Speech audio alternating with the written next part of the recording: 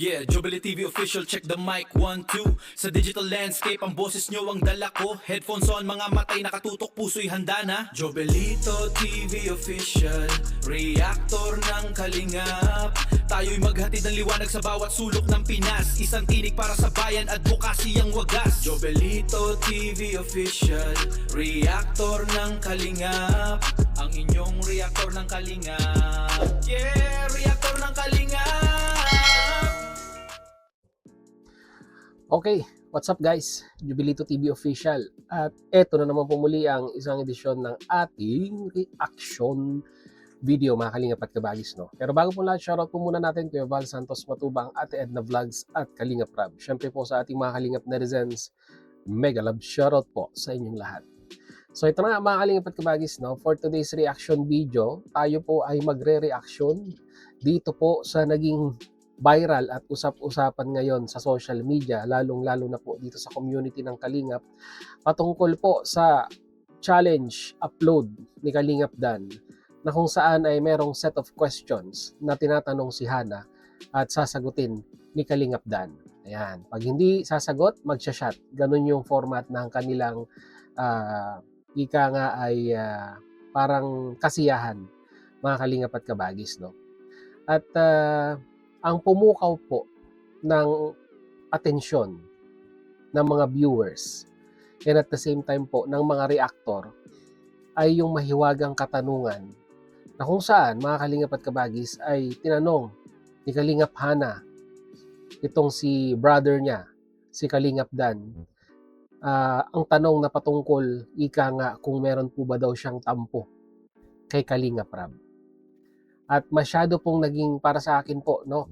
Para sa akin po, masyadong naging complex yung kanyang sagot at doon na po, no? Doon na po napakamot ng ulo ang mga viewers, mga Kalingap at kabagis. Pero may twist po ito, no? May twist po itong video upload na ito na kung saan ay marami po ang masasabi po nating medyo napataas ang kilay kay Kalingap Dan. At talagang masasabi po nating marami din po ang nambash sa kanya nang dahil po dito sa video na ito, no? So alam natin istorya ni Kalingap Dan, di ba? K-Boys, di ba? Isa sa mga sabihin na nating hindi nawawala sa ranking, no? Pagdating sa top 7 or sabihin na nating top 10 na mga Kalingap partners na lagi pong napapasama ang pangalan ni Kalingap Dan nung sila pa po ay nasa daet, no? At masasabi po natin na successful ang channel ni Kalingap Dan in regards po sa pagcha-charity.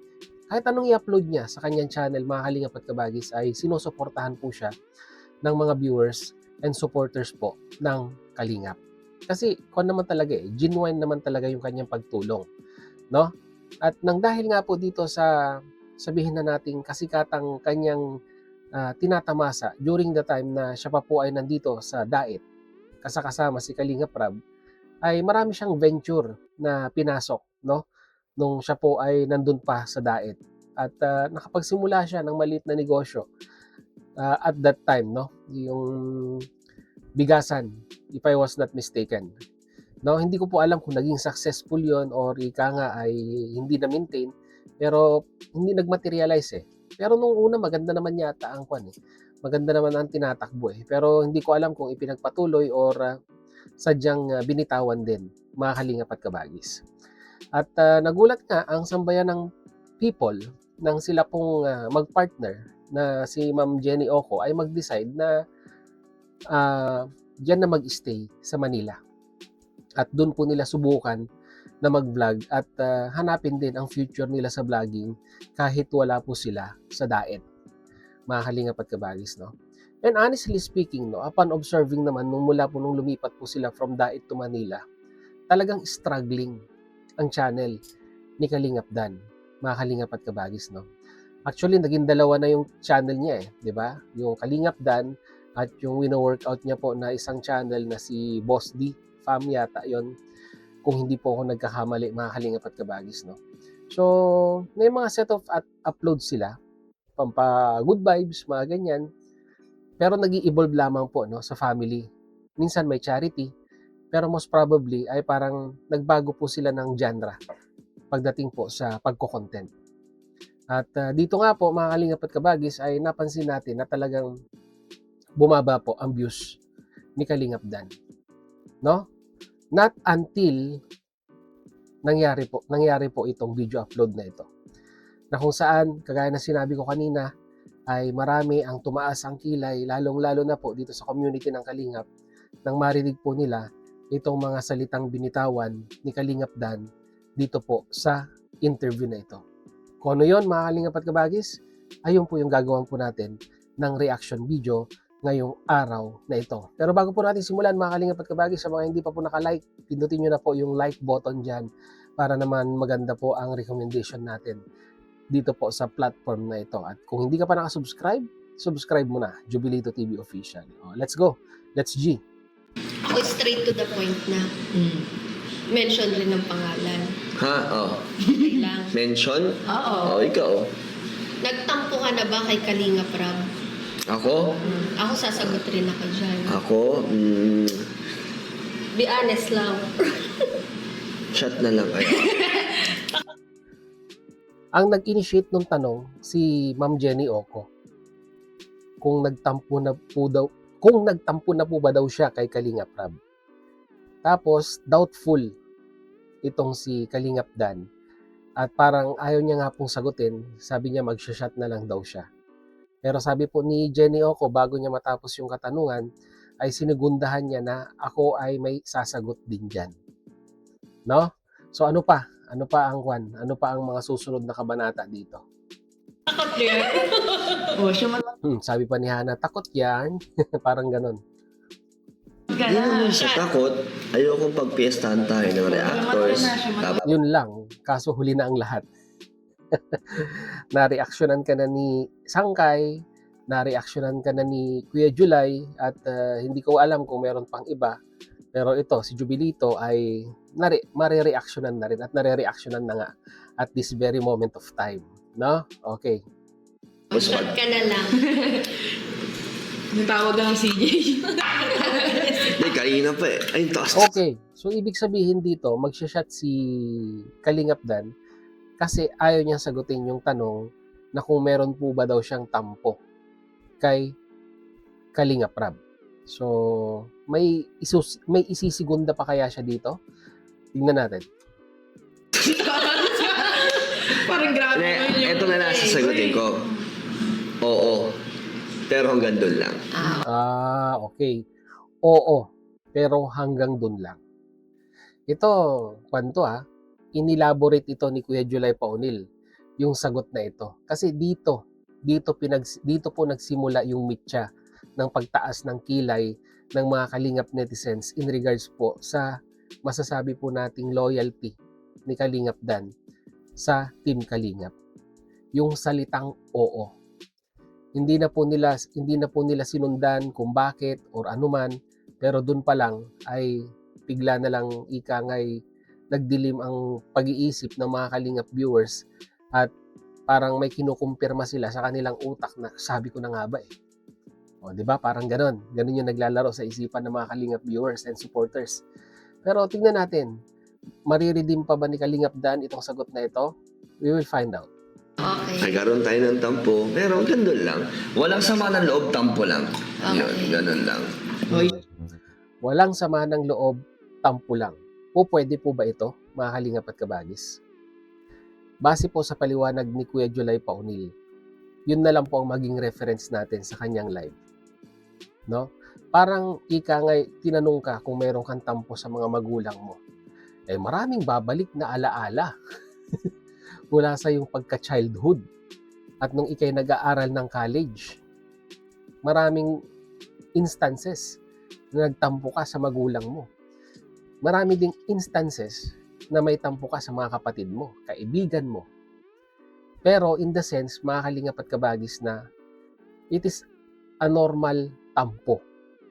Lahat naman tayo is subjected na magtampo, mga Kalingap at kabagis. Pero yung tampo na may kasamang galit, ay ibang usapan po yun, mga Kalingap at kabagis.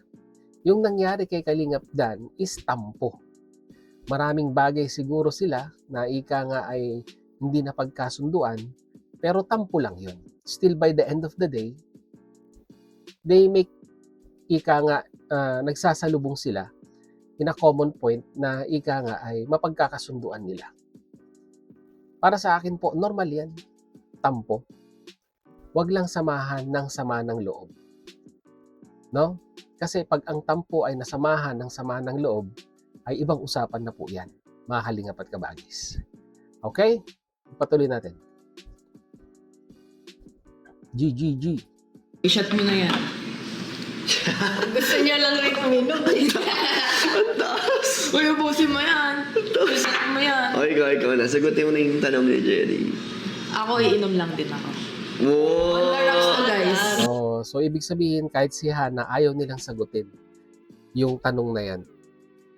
Iniiwasan nila kung meron silang tampo sa kalingap. So, meron. Iinom ako. Basta, pagka uminom, pwede sumagot, pwede. Oh, cheers! Para mga safe, mga ano. Cheers! So, ako na. Yes. Sasagutin ko Baka na. uminom ka din, ha? Dito, may maririnig tayo kay Ma'am Jenny dito. Ito ang sa tingin ko ay magre-real talk dito. Mga kalingap at kabagis, no? Okay? Hindi ako iinom. Oo, nagtampo ako, pero hindi para sa sarili ko. Nagtampo ako para kay Dan. May medyo kanto. Medyo malalim to, mga kalingap at kabagis, no? So, ibig sabihin, in behalf of Kalingap Dan, ay meron siyang tampo sa kalingap. Diba? Dahil, syempre, iinom na lang ako. Ay, pambihira. Akala ko naman meron na siyang isasagot. Pambihira. Paano yan? Nakikita mo. On the rocks ka? Hindi, kasi Kasi parang kasama mo ako, ganon. napapansin ko lang na parang nagtatampo ako para kay Dan kasi napapansin ko lang yung the way na yung treatment niya sa'yo tsaka sa treatment sa iba. Parang may pagkaiba ng konti. Anong klaseng treatment ang napansin ni Ma'am Jenny, no? Anong klaseng treatment? Kasi kung titignan natin mga kalingap at kabagis, no? Pinsang buo si Kalingap Dan ni Kalingap Rab. So, doon pa lang para sa akin po, plus point na yun kamag-anak So, I think a better treatment will be handed over to Kalingap Dan pagdating po sa ganitong senaryo. Kasi ito, kwanto mga kalingap at kabagis, no? Hindi to facts. Ito po ay katotohanan. Na kahit pagbalik ta rin po natin ang sitwasyon, kamag-anak is always kamag-anak. And para sa akin po, there will be always a level of treatment na magkakaroon tayo ng pagkakaiba pag hindi po kamag-anak ang pinag-uusapan. Aminin man po natin o hindi sa ating sarili, pero nangyayari po yan, mga kalingap at kabagis. No? Kaya ang gusto nating malaman dito, anong klaseng treatment yung ika ngang nauobserbahan ni Ma'am Jenny nung time na nasa daig pa sila? Ito po ba ay positive or ito po ba ay negative? No? Kasi parang nagkakaroon ng comparison in regards with the treatment, no? Mga kalingap at kabagis. Patuloy natin. Konti? Question mark? Yun Hayaan lang. mo na yan. Pero, syempre, yun lang yung observe ko. Pero iba pa rin, syempre, ikaw pa rin yung makakaramdam nun. Kasi kayo yung may mas malalim na pagsasama. Correct. Observation ko lang yun sa buong pagsasama na. Next question. Napainom, ha? So yun, no, mga kalingap at kabagis, no, ito yung talagang ika ngay root cause kung bakit ngayon po na pag-uusapan muli, no, ang couple Kalingap Dan, Jenny Oco, and at the same time kasama po ang kapatid na si Kalingap Hana regarding po dito sa tanong na ito. No, parang i-generalize na natin.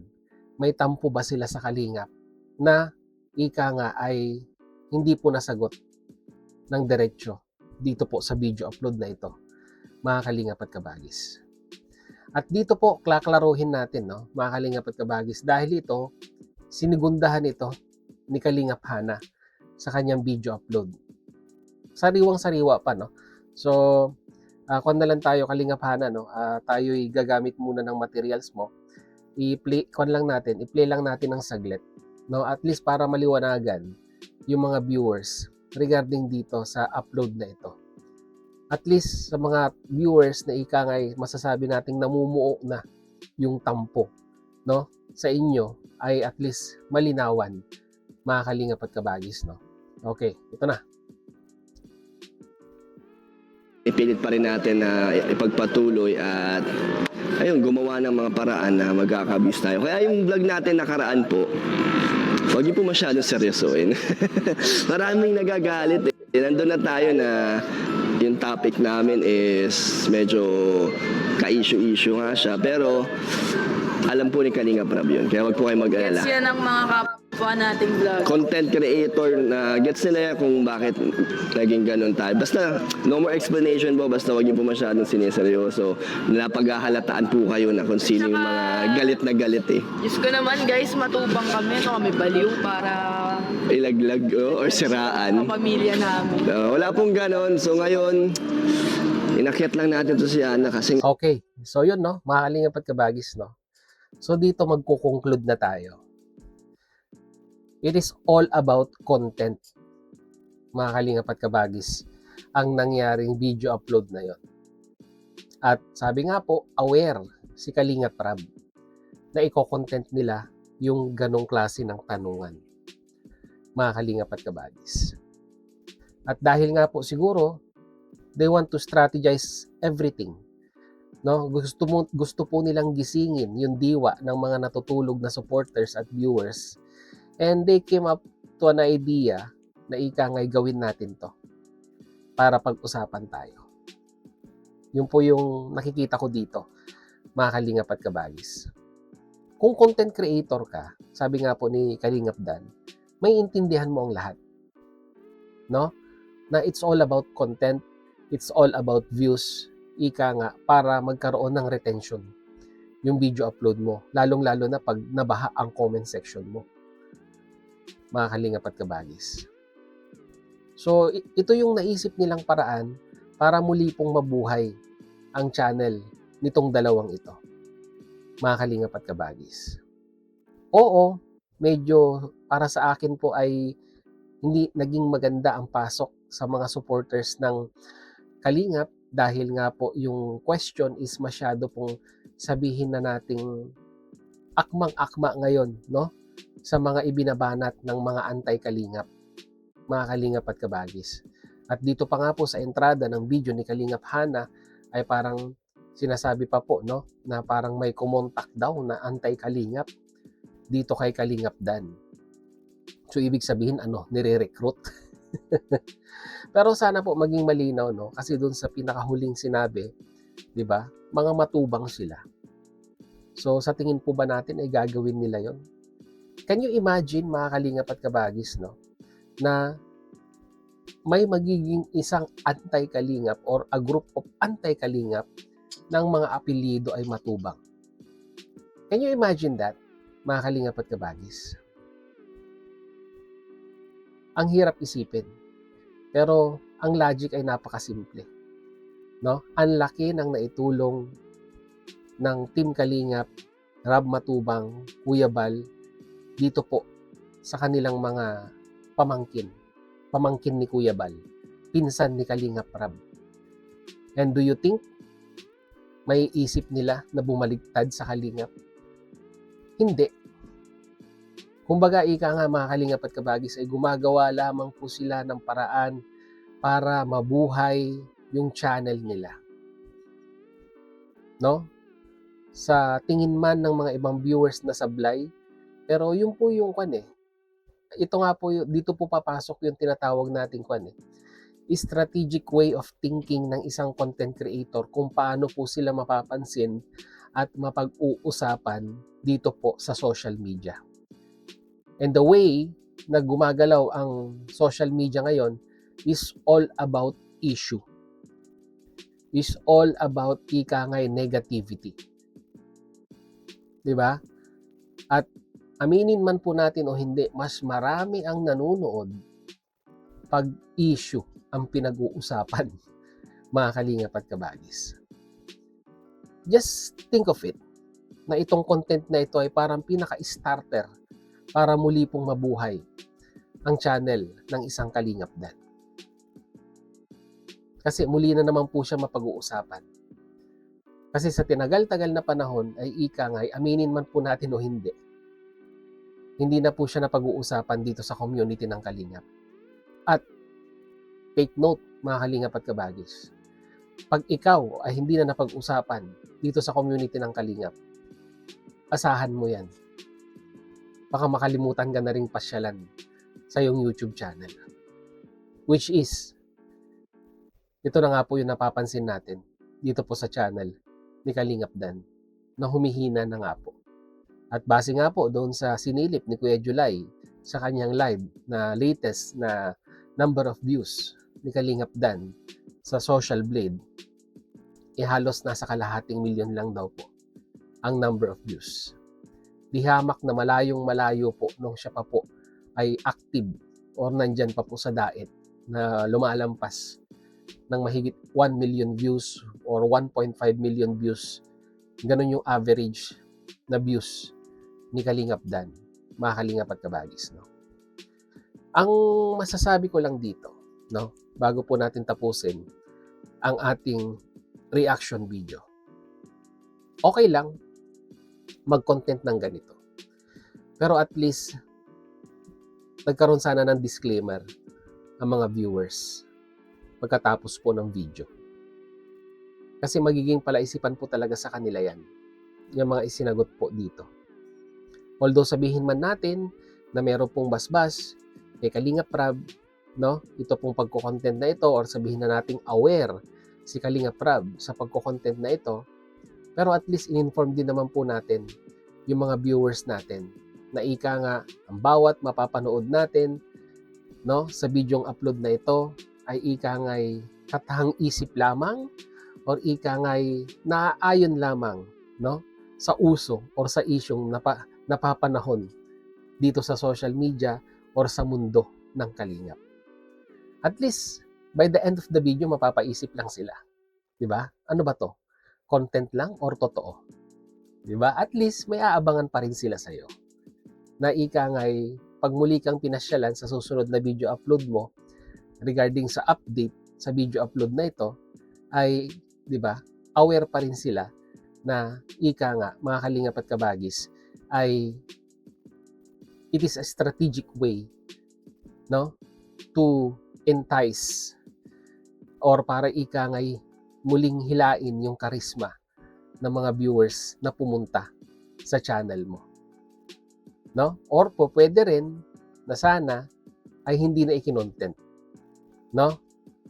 Pero kagaya nga po ng naging kwan natin kanina, naging entrada natin, content creator po sila, mga Kalingap at Kabagis, and they need to strategize everything para muli po silang mapag-usapan dito sa social media. Kasi kung magiging malamya lang sila, ay talagang hahatakin po talaga ang channel nila hanggang sa humina ng humina.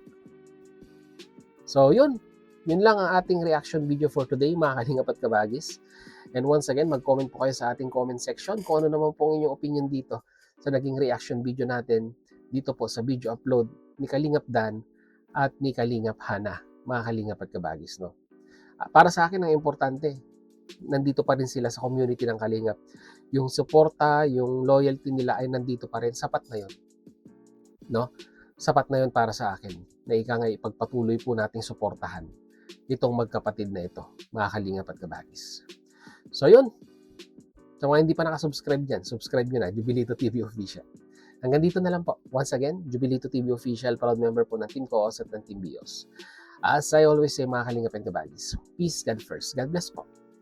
Bye!